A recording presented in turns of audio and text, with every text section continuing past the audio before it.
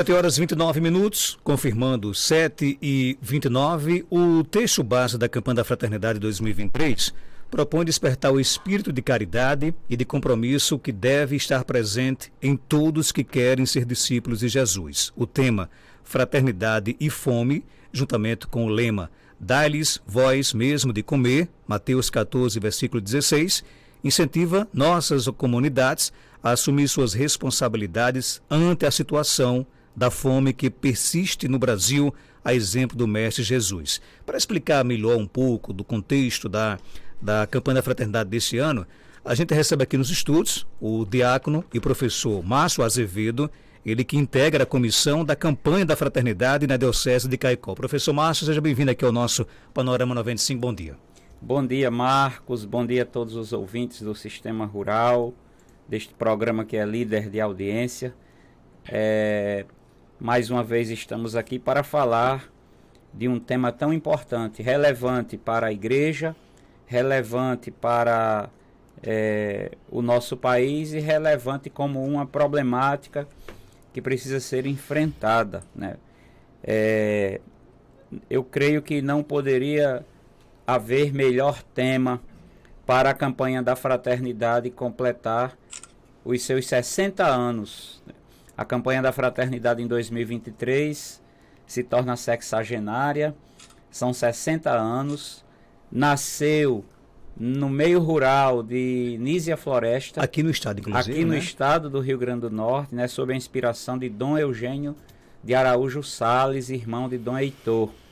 Então, como nós sabemos, a campanha da Fraternidade durante o período quaresmal, mas não somente, procura abordar temas que partem de uma realidade concreta, seja política, econômica, social, cultural. E este ano, Fraternidade e Fome, dai-lhes vós mesmos de comer. Então, o lema já mostra que não vamos encontrar na proposta de Jesus Cristo qualquer perspectiva de indiferença às causas mais concretas daquele tempo e atualizando deste nosso tempo. E é impressionante, Márcio, a sensibilidade que a CNBB tem em escolher temas que realmente mexem com o nosso dia a dia, né? A gente sabe que o Brasil passa hoje aí por um problema de fome imenso, né? Imenso. Os dados oficiais no mundo e em particular no Brasil estão mostrando essa problemática. Nós temos nos aprofundado, Marcos, um pouco sobre essa problemática da fome, e eu particularmente me deparei com dois dados que fiquei assim completamente estarrecido, né? Lendo uma obra de um norte-americano que já foi Nobel da Economia, o George Monbiot, no livro A Era do Consenso, nós vamos encontrar o dado de que vejam só, né, caros ouvintes, 80% do que é produzido de alimentos no mundo não é para alimentar pessoas, é para alimentar animais. E relatórios da FAO, né, da Organização das Nações Unidas para a Alimentação e a questão da segurança alimentar, mostra, Marcos, que o desperdício de alimentos no mundo daria, né, o que é desperdiçado de alimentos no mundo, daria para alimentar toda a África subsaariana. Então, o que nós percebemos, Marcos, é que a fome, claro, numa situação direta e imediata, a fome é a falta de alimento, mas a fome está permeada de indicadores, de variáveis, de fatores que também complica a vida das pessoas. E na perspectiva do ver da campanha da Fraternidade deste ano, como é que a gente pode, como é que o cristão, mesmo aquele que não frequenta a igreja, mas que se interessa pelas temáticas da campanha da Fraternidade, pode ver a realidade da fome? Pois é, essa sua questão ela é tão importante porque, infelizmente, às vezes a gente ainda encontra pessoas e grupos que se opõem à proposta da campanha da Fraternidade. E também encontramos até pessoas que dizem assim, olha, a gente não precisa se preocupar com isso. Isso é papel do Estado, é papel dos agentes públicos. A gente que, enquanto igreja, a gente precisa se preocupar com outras coisas. Isso é completamente contraditório e oposto à proposta de Jesus Cristo, né? E concretamente, assim, nós não estamos ilhados, a igreja não está ilhada, a igreja não está dentro de uma bolha. A igreja, assim como o Estado, assim como outras instituições, fazem parte da sociedade, né? Ela está situada geográfica e socialmente. Então, como é que eu, como cristão, posso ficar indiferente à fome do outro? É mais ou menos como eu dissesse assim, não, olha só, tem aquela família passando fome, eu vou aqui então rezar, vou ficar aqui rezando, pedindo a Deus que venha, que haja a providência do alimento e não me mexo, e não me movo para concretamente realizar ou fazer algo mais concreto. Então, esta é a proposta da campanha da fraternidade, que está no espírito de Jesus Cristo. Jesus Cristo não era um homem só de palavras, só de sermões. Jesus Cristo era uma pessoa de palavra e uma pessoa de ação. Ele nunca permitiu que alguém fosse despedido. Aqui está o lema da campanha para nos mostrar isso muito concretamente. Ele nunca permitiu que alguém fosse despedido com fome. E como é que vocês vão trabalhar essa dinâmica nas paróquias da nossa diocese? Então, nós temos o texto base da campanha da fraternidade, que é organizado pela CNBB, e o Regional Nordeste 2 organiza o seu próprio texto com base na realidade e nas necessidades do próprio regional. Então, o texto base, como metodologia própria da campanha da fraternidade, se organiza com 3 dimensões: o ver, o agir e o iluminar. Ou o ver, o iluminar e o agir. O ver é encarar a realidade, né? O ver é encarar a realidade, né? Eu até, na abertura oficial, né, na quinta-feira após as cinzas, eu até usei um exemplo muito prático que eu gosto muito quando Dom Antônio faz as reflexões sobre a liturgia diária. Em alguns momentos, ele vai chamar a atenção assim: olha, tem pessoas que olham, mas não vê. Olham, mas não vê. Então, o ver, ele é diferente do olhar, porque o ver mergulha na realidade. O ver se preocupa. O ver procura analisar. O ver procura agir. Por isso a campanha da fraternidade tem essa metodologia. E quais são os aspectos que nós poderíamos destacar do ver? Ou seja, ao me deparar com o texto base da campanha da fraternidade, o que é que eu vou encontrar então na dimensão do ver? Dados oficiais sobre a realidade da fome no Brasil. Por exemplo, o direito à alimentação adequado, né? Uma alimentação adequada que é negligenciada em nosso país.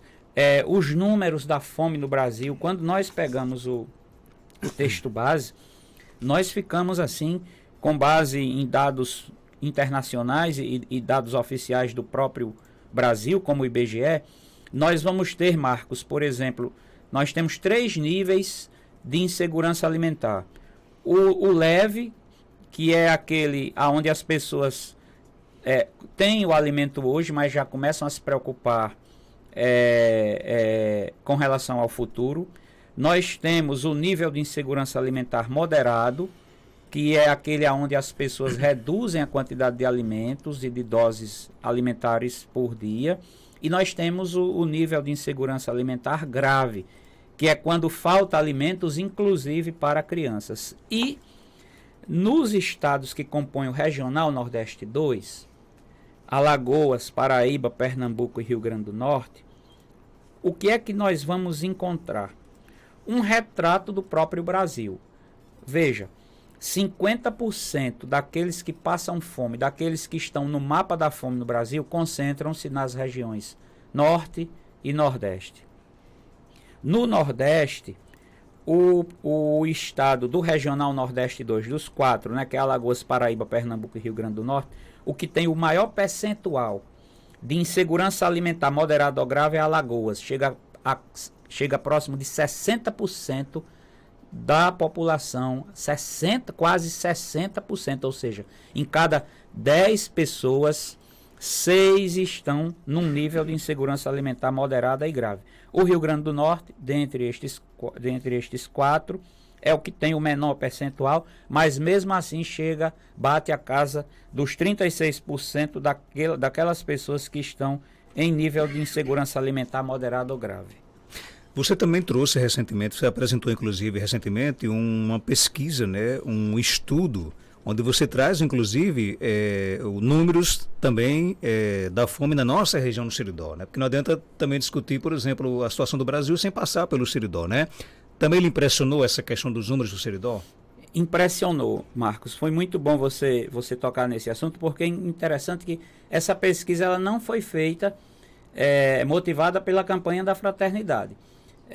Nós já vínhamos realizando uma pesquisa sobre dados do ensino médio no Rio Grande do Norte, e nós realizamos uma pesquisa, concluímos essa pesquisa no final do ano passado pelo IFRN, olhando para índices e indicadores do ensino médio. Mas quando nós que trabalhamos com a perspectiva das políticas públicas vamos pesquisar algum objeto, a gente sempre procura transversalizar, procura triangular com outros dados. Então, digamos assim, quais foram as nossas principais fontes?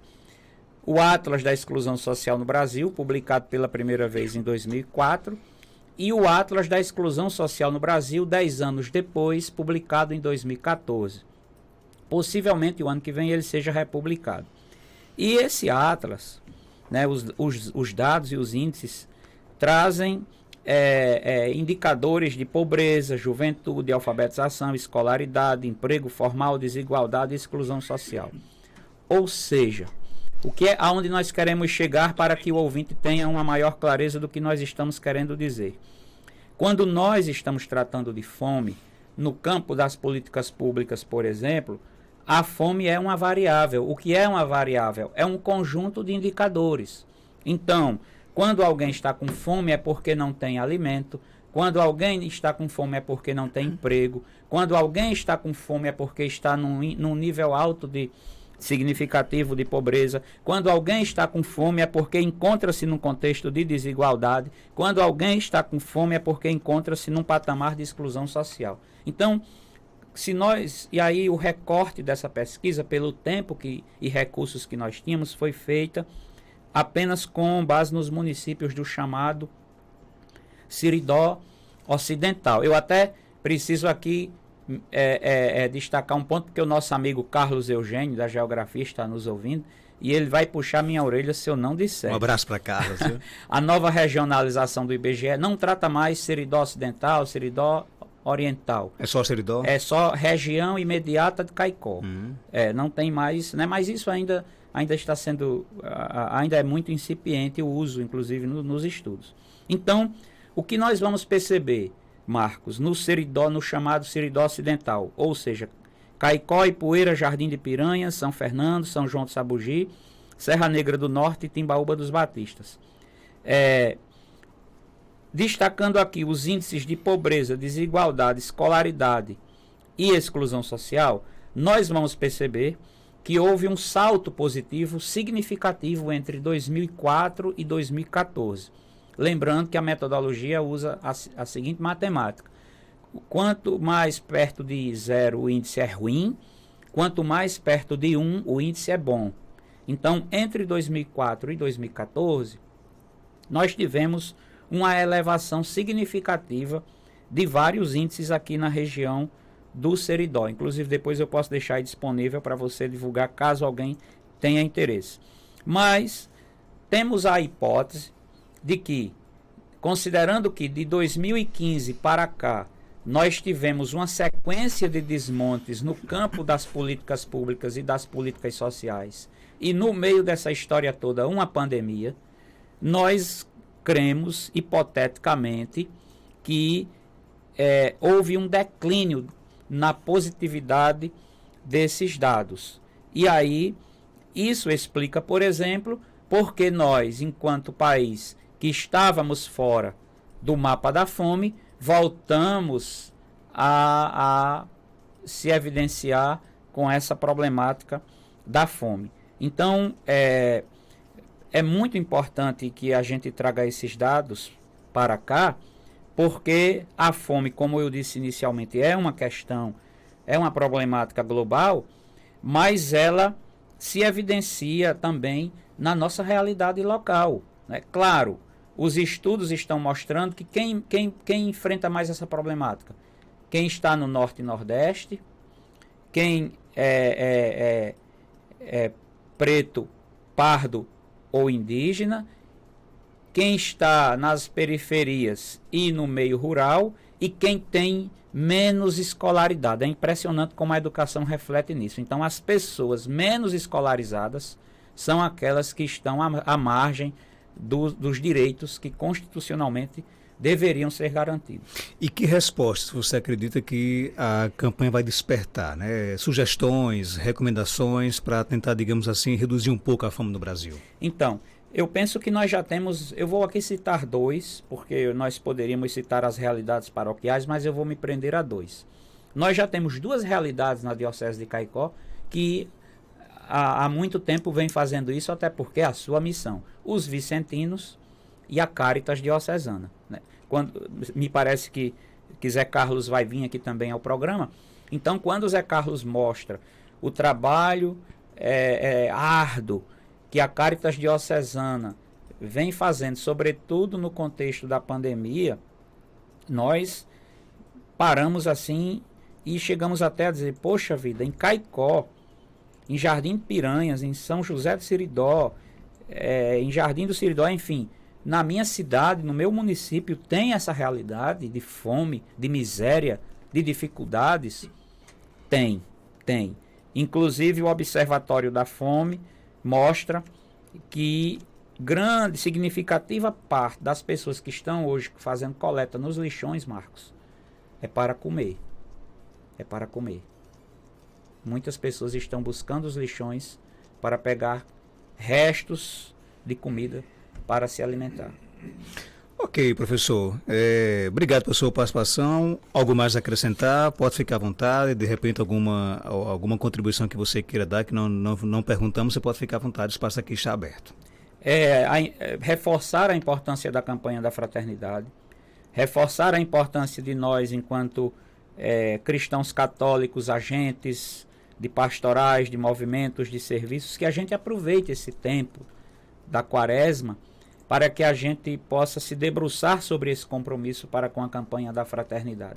Por mais que a gente não saiba estatisticamente, né, com dados, mas a campanha da fraternidade promove um bem imenso em torno daquelas causas que ela tematiza, né? Então a igreja tem essa linda experiência que é a campanha da fraternidade. Na Diocese de Caicó nós estamos plenamente comprometidos, conforme sempre menciona o nosso bispo diocesano, Dom Antônio Carlos Cruz. Eu queria apenas deixar um abraço para o nosso coordenador da comissão de campanha, o diácono Tassiano, que está nos ouvindo, e a todos os membros da comissão. A Diocese de Caicó, ela vai também realizar encontros com autoridades, com lideranças, com pessoas que, digamos assim, acabam tendo também uma responsabilidade de combater a fome do nosso Brasil? Certamente a comissão está debruçada sobre a possibilidade de participar de algumas audiências públicas, para que possa problematizar e discutir essa questão. Ok, professor. Quem quiser ter acesso ao seu estudo, como é que faz? Eu vou aqui disponibilizar... Vamos colocar no nosso blog, então, lá o no link. Blog do Marcos Dantas, porque aí chega muita gente, com certeza. Obrigado, professor Márcio. 7h48, professor e diácono Márcio Azevedo, ele que é professor do IFRN aqui na cidade de Caicó.